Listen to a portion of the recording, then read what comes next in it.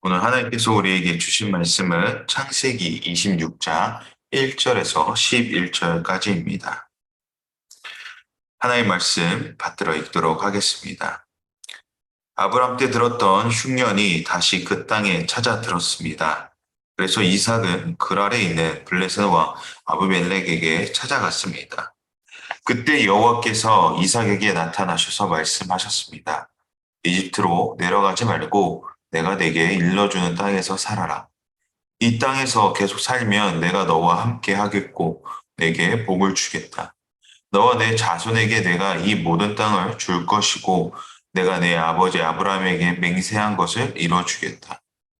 내가 내 자손을 하늘의 별같이 많게 할 것이며 이 모든 땅을 내 자손들에게 줄 것이니 땅의 모든 나라들이 내 자손들로 인해 복을 받을 것이다.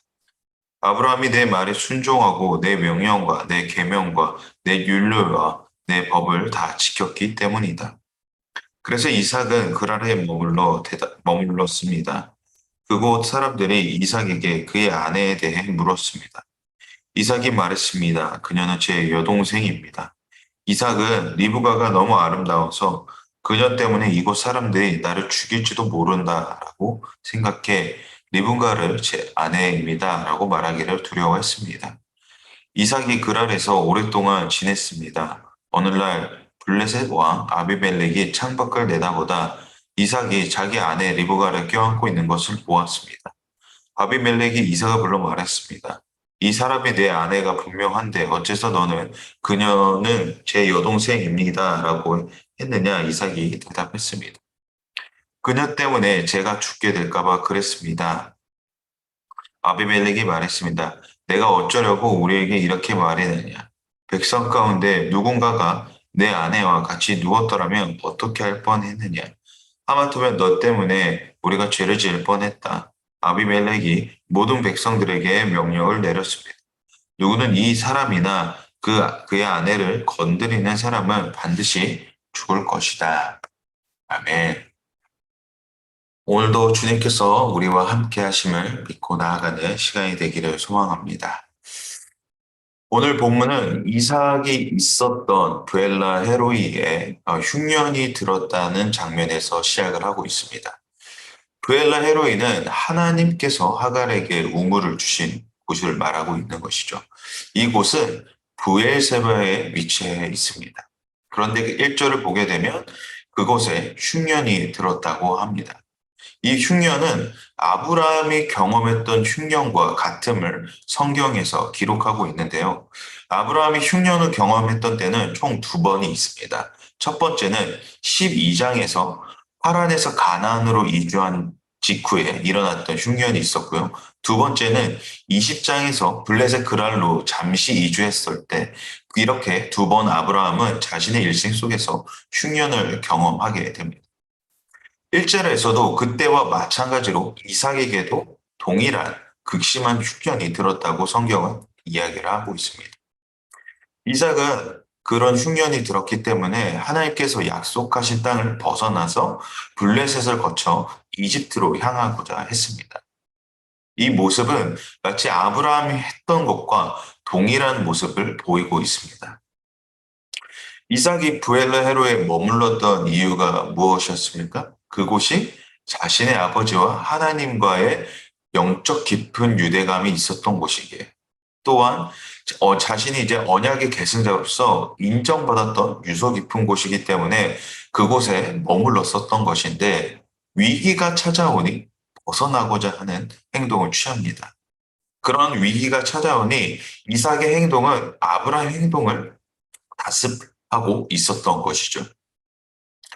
아버지를 통해 이미 하나님께서 하신 일들, 정죄자 하나님께서 인도하시는 그 길에 대한 여정들을 듣고 보았음에도 불구하고 자신이 감당하지 못하는 상황에 맞닥뜨리게 되자 그런 현실을 보게 되자 도망치는 것을 택하게 됩니다. 우리는 현실 속에 맞이한 위기 속에 어떠한 행동을 하게 됩니까?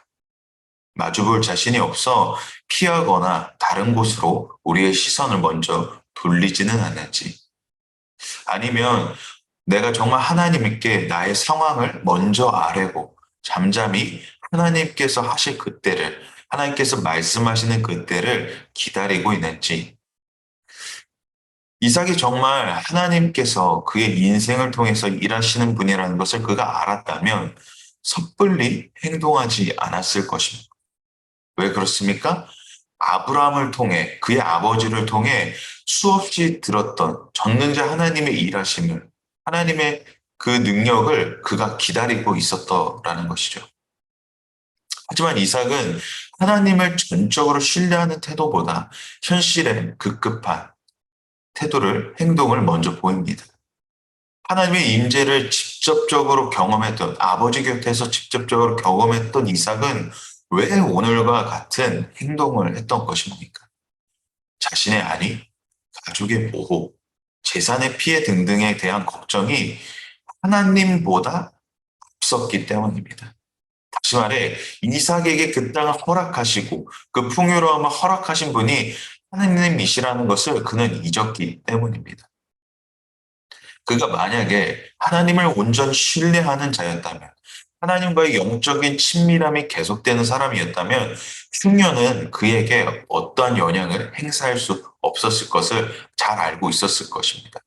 왜 그렇습니까? 아브라함을 통해 수없이 들었던 적는자 하나님의 일하심을 보고 들었기 때문에 그가 하나님을 온전히 신뢰하는 자였다면 하나님이 나와 함께 하시기에, 그런 하나님이, 적는자 하나님이 나와 함께 하시기에 두렵지 않았을 것입니다. 그렇습니다. 두려움은 하나님을 온전히 신뢰하지 못하는 마음에서 나오기 시작합니다. 하나님과 친밀하게 지내지 못하는, 하나님과 동행하지 못하는 마음에서 나오기 시작한다는 것이죠. 하나님을 온전히 신뢰하는 자의 능력은 어느 상황에서도 흔들리지 않게 됩니다. 왜냐? 하나님께서 나와 함께 하심을 깊게 깊게 매일매일 경험하고 있기 때문이죠. 위기 속에 우리의 실력은 하나님을 온전히 신뢰하는 믿음 가운데 나타날 것입니다. 다시 말해, 하나님과 깊은 교제는 어려운 상황 속에서 우리의 믿음이요, 실력이 된다라는 것이죠. 이삭이 이집트로 향하고자 하는 마음을 굳히고자 할 때 하나님은 이삭에게 나타나시사 말씀하십니다. 가나안 땅인 그랄을, 그 약속의 땅인 가나안 땅을 벗어나지 말고 그랄에 머물라 하십니다. 이 약속의 땅을 지키면 하나님께서 아브라함과 같이, 아브라함에게도 약속하신 것 같이 그 모든 것을 이삭에게 이루어 주신다고 말씀하십니다. 이 뜻은 무엇입니까? 너가 내 말을 순종하여 지키면 내가 너를 보호하겠다라고 말씀하신 것입니다. 즉, 아브라함이 보이신 능력의 하나님이 너와 함께 있다고 말씀하시는 것이죠. 아브라함에게만 해당되는, 너희 아버지에게만 행하신 능력의 하나님이 아닌 믿음의 여정을 걸어가고 있는 너에게도, 이삭에게도 하나님께서 지키시고 보호하시겠다고 약속하시는 것입니다. 우리는 여러 성경의 인물들을 통해 하나님께서 그들을 사용하시고 일하시는 과정을 보면 감탄하게 되고 감동받게 됩니다. 그리고 그 고민하기를, 나 또한 그렇게 살 수 있을까 하는 걱정을 하게 됩니다. 그러한 자들에게 오늘 이삭에게 말씀하신 것 같이 하나님께서는 말씀하십니다. 아브라함의 하나님이 곧 너의 하나님이시다 라는 것을 말이죠. 다시 말해, 아브라함만의 하나님이 아닌, 이삭과 야곱의 하나님이 아닌 우리에게도 동일한 은혜로 베풀어 주시는 하나님이심을 말씀하고 계시는 것입니다. 그렇습니다. 하나님께서는 과거에만 살아계신, 역사하시는 하나님이 아니시라 오늘도 동일하게 역사하시는 하나님이실 줄 믿습니다. 우리는 이미 여러 삶의 여정 속에서 하나님의 일하심을 이미 경험했지만 우리는 계속해서 의구심에 사로잡혀 있을 때가 많습니다. 오늘 본문의 이삭과 같이 말이죠. 아브라함의 하나님께서 나에게도 동일하게 임하실까 하는 의구심에 사로잡혀 있을 때가 있다라는 것입니다. 이렇게 마음속으로 하나님을 시험하는 일을 반복하게 됩니다. 그럴 때 우리의 자세는 어떻게 해야 하는 겁니까? 하나님께서 하실 일을 당장에는 알지 못합니다. 그러나 하나님께서 선하신 길로 인도하실 것이라 믿습니다. 라는 겸손한 태도가 우리의 모습이 되어야 할 줄 믿습니다. 계속해서 내 마음속에 의구심이 들고 하나님을 시험하는 그런 마음들이 반복되고 그 반복되는 과정 속에서 괴로워할 때 우리는 고백해야 되는 것은 하나님 당장에는 이해되지는 않지만 하나님께서 선하신 길로 인도하실 것을 믿습니다. 라는 태도가 되어야 된다는 것이죠. 이와 같은 실수에도 하나님은 찾아오십니다. 오늘 이삭이 그런 실수를 반복함에도 그런 의구심이 드는 행동을 취할 때도 하나님은 찾아와 주시고 말씀하여 주십니다. 걱정하지 말아라. 그러한 넉넉한 위로 속에서 우리를 품으시고 너가 가는 길을 누가 인도하는 것이냐라고 말씀하시면서 따뜻한 아버지의 품으로 우리를 맞아 주십니다. 계속해서 그렇다면 하나님은 왜 이집트로 내려가라고 하지 않으십니까? 왜냐하면 이집트가 물질적으로는 굉장히 이제 나일강을 끼고 있기 때문에 굉장히 풍요로우나 그곳은 하나님을 믿지 않는 우상들이 가득한 곳이었기 때문입니다. 이삭은 보이는 것에 따라 이동을 계속하고자 했으나 하나님은 영적으로 그곳이 타락한 곳임을 아셨기 때문에 이삭에게 가지 말라고 하시는 것입니다. 우리 또한 이와 같이 눈에 보이는 것을 쫓아가는 것이 아니라 영적인 그 은혜의 흐름에 있는 곳을 찾아가야 합니다. 그러므로 하나님의 말씀이 있는 곳에 내 삶이, 내 초점이 맞춰져 있어야 한다는 것이죠. 그렇게 될 때 우리의 삶은 어떤 변화가 일어납니까? 3절에서 5절과 같이 정능자 하나님께서 다스리시는 세계 속에 머무르게 됩니다. 다시 말해 이 세상이 하나님께서 만드신 비교 세계임을 깨닫게 됩니다. 그렇다는 것은 모든 만물의 시작은 주님으로부터 옴을 깨달아 현실에 얽매이지 않는 삶이 된다는 것이죠. 이것이 성도된 자들이 누리는 기쁨이지 아니할까 합니다. 그러나 우리의 삶을 살아가다 보면 참 주님께 온전히 그 시선을, 초점을 맞추기가 어렵죠. 다시 말해 순종의 길을 가는 것은 쉽지가 않습니다. 우리가 아브라함을 통해 볼 수 있었듯이 아브라함 또한 완전한 순종을 이뤄가기까지는 인내의 시간이 있었음을 우리는 기억해야 합니다. 즉 처음부터 그 순종이 대단하지 않았다라는 거죠. 아브라함이 믿음의 조상이라고 얘기를 하지만 그 믿음의 조상이 되기까지는 시간이 걸렸다라는 것입니다. 6절과 7절을 보게 되면 이삭 또한 순종은 했지만 순종을 제대로 이해하지 못한 이삭은 아브라함이 했던 것과 같이 자신의 아내를 여동생이라고 말합니다. 이삭의 모습은 왜 그는 하나님을 전적으로 신뢰하지 못했습니까? 라는 우리가 의문이 들 수도 있습니다. 이삭은 정말 그 아브라함을 통해서 하나님의 일하심을 보았는데 왜 그는 순종만 했지 하나님을 전적으로 신뢰하지 못했는가라는 의문이 들 수도 있다라는 것이죠. 그러나 이미 아브라함은 또한 동일한 행동을 했던 것을 봄으로 통해 순종의 과정은 하나님을 전적으로 신뢰를 하나 그렇게 살아내지 못하는 똑같은 실수를 반복하게 된다라는 거죠. 그러니까 순종은 단박에 이루어지는 것이 아니라는 것입니다. 점차 그 시간을 통해 하나님께서 일하심을 경험하며 점차 변화되어져 가는 과정이라는 것입니다. 그러므로 우리는 순종의 때를 잘 이해해야 합니다. 내가 순종했다고 해서 한 번에 이루어지는 것이 아니라 그 시간을 통하여 하나님의 일하심을 기대하는 것이 바로 우리의 올바른 순종일 줄 믿습니다. 아브라함의 순종과 같이 이 때를 통하여 하나님께 순종하는 법을 점차 배워며 나아가는 우리 모두가 되기를 바랍니다. 우리의 조급함으로 우리의 생각이 하나님보다 앞섰다고 해서 하나님은 우리를 결코 하지 않으십니다. 부모가 아이를 타이르듯 하나하나 그 실수를 차근차근 알려주십니다. 하나님은 우리를 결코 질책하거나 무엇이라고 말씀하지 않으십니다.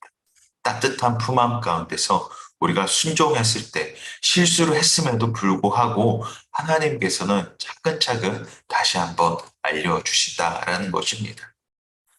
하나님을 내 뜻과 내 마음대로 이해하지 말기를 바랍니다. 하나님의 품은 우리가 생각하는 그 이상보다 넓으십니다. 바다보다 우주보다 넓으신 우리 아버지 되시는 하나님이심을 알고 그러한 염려를 하지 말고 주님께 온전히 의탁하며 나아가는 우리 모두가 되기를 바랍니다. 그러면 우리는 점차 하나님께서 나와 함께 하심을 경험하며 나아가는 인생이 될 줄 믿습니다. 아브라함의 인생을 통해서도 보았듯이 여러 실패를 거듭하고 나서야 그는 이제 믿음의 조상이 됩니다. 그리고 고백하기를 하나님께서 일하시고 계셨군요. 라고 고백을 하게 됩니다.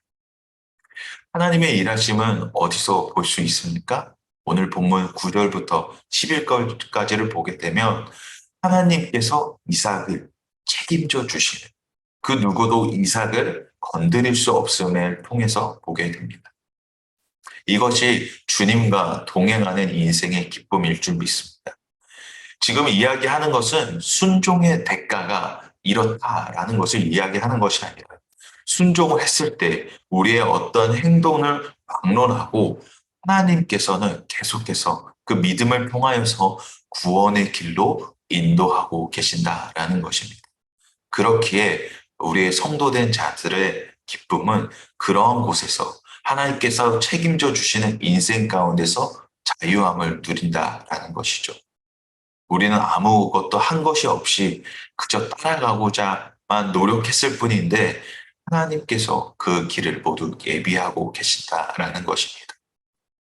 그 예비하신 길 가운데 오늘 우리에게 주시는 자리는 하나님께서 주신 것이다 라는 것을 잊지 마시기를 바랍니다. 선하시고 넓으신 그 사랑 가운데서 이끄시는 하나님의 은혜, 그 풍성함이 오늘도 우리를 다스리고 계시며 우리의 삶의 여정 가운데서 넉넉함을 누리게 되는 그 은혜의 시간이 될 줄을 믿습니다. 오늘도 그 은혜 시간 가운데서 우리의 삶이 머무르고 또 기쁨으로 화답하며 나아가는 우리 모두가 되기를 주님의 이름으로 축복합니다. 우리 이 시간 함께 기도하기 원합니다. 기도하실 때에 위기의 상황 속에 믿음으로 순종하는 우리 모두가 되게 하여 주시옵소서. 온전히 하나님을 신뢰하며 하나님께서 만들어 가시는, 빚어 가시는 우리의 인생길을 믿음으로 이해하게 하시고 언제나 어디서나 담대하게 나아가는 주님의 거룩한 성도된 기쁨을 누리게 하여 주시옵소서라고 우리 함께 이 시간 기도하며 나아가도록 하겠습니다. 기도합니다.